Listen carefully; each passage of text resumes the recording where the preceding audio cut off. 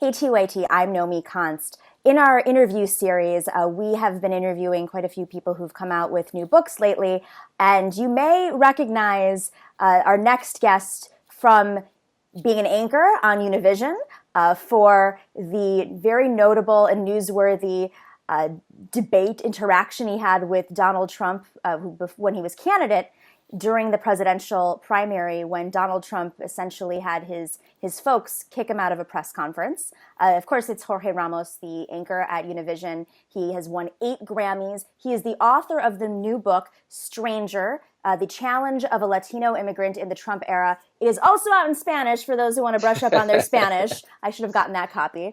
All right. Thank you so much, Mr. Ramos, for joining us today. Great to be here. Thank you. You have written several books as well and have been covering, U.S. politics and global politics for decades at this point. What was so surprising about this interaction with Donald Trump, given that you've seen everything, especially in Latin America, where things can be a little bit more feisty? Exactly. Well, I come from the universe of fake news. I come from Mexico. I cover Latin America for decades. And remember, in my country, for 71 years, from 1929 to the year 2000, there was no democracy. So the governments were so used to news all the time, and the citizens, we were used to fake news. So then I came to the United States 35 years ago, and I never thought it was going to be the same. And suddenly, what was so different about Donald Trump were, for me, 2 things. First, when he announced his candidacy, June 2015, he said that Mexican immigrants were criminals, drug traffickers, and rapists. I am a Mexican immigrant. I knew that he was lying. It was fake news, what he was saying. However, people were telling me, oh, no, you're Latinos, you're too sensitive. It's just Donald Trump being Donald Trump. After that, I requested an interview with him.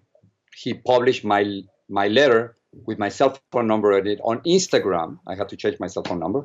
And then I plan on confronting him at a press conference in Iowa. And in Iowa, what happened is that I waited for a pause.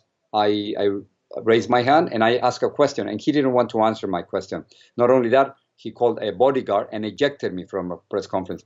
I was not aware that in the United States you could do that to a journalist. And just by comparison, the only other person who prevented me from asking a question with a bodyguard was Fidel Castro. So here you have Castro and Trump doing the same thing. Well, then that leads to my next question, which is, what are some of the similarities? Some say that Donald Trump, he's very impulsive, he's not very smart, but anybody who studies history may see some similarities between, dictators and despots. What other similarities do you see? Well, what I do see is that he hates to be questioned. He always wants to be in control. He wants to have the last word. He interrupts you constantly. The great thing is that we're in the United States. And then we have the Supreme Court that works. And we have a Congress that works. And we have media that works. And so therefore, it doesn't matter what he wants or what he might pretend. The fact is that there's always the possibility of questioning him and challenging him.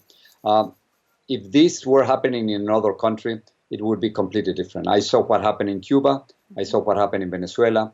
I saw what happened in Mexico, not with a dictatorship, but with a party controlling everything. So that's what I saw. And I think it is our responsibility to challenge him, to question those who are in power. And if he lies 5 times a day, we have to challenge him 5 times a day. Do you think that the public is getting tired, or maybe he's getting away with more because there is so much distraction, there is so much to report on? Probably, but I think I prepared myself all my life for this moment. And as a journalist, I think that when it comes to racism, discrimination, corruption, public lies, dictatorship, violation of human rights, you have to take a stand. As I know this is debatable in journalism circles, but as a journalist, you have to take a stand. I think you have to put neutrality to the side when you're confronted with this. I don't know if Donald Trump is a racist. I don't know. I don't know what's in his heart, but I do know what's coming out of his mouth. And it was racist to see that Mexican immigrants were rapists. It was racist to say that people from Haiti and certain African countries come from S4 countries. It was racist to say that a judge, Gonzalo Curiel, couldn't do his job simply because of his Mexican heritage. Those are racist remarks coming from the President of the United States. And as a journalist, I think you have to confront it, even though it might get tired every single day. But I think that's our responsibility. Have you received pushback from fellow journalists and editors? Yeah.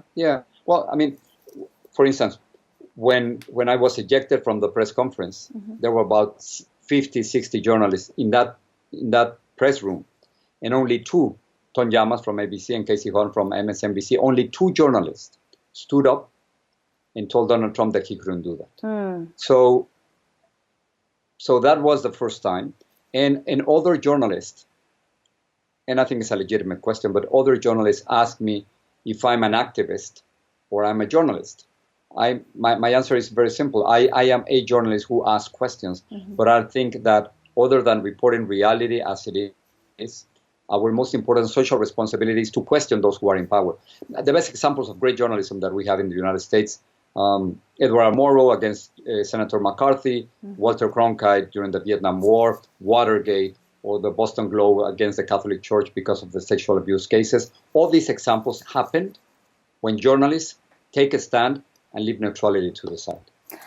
How is the audience at Univision responding? Is there a different response than, say, the English-speaking audience, the English as a first language-speaking audience?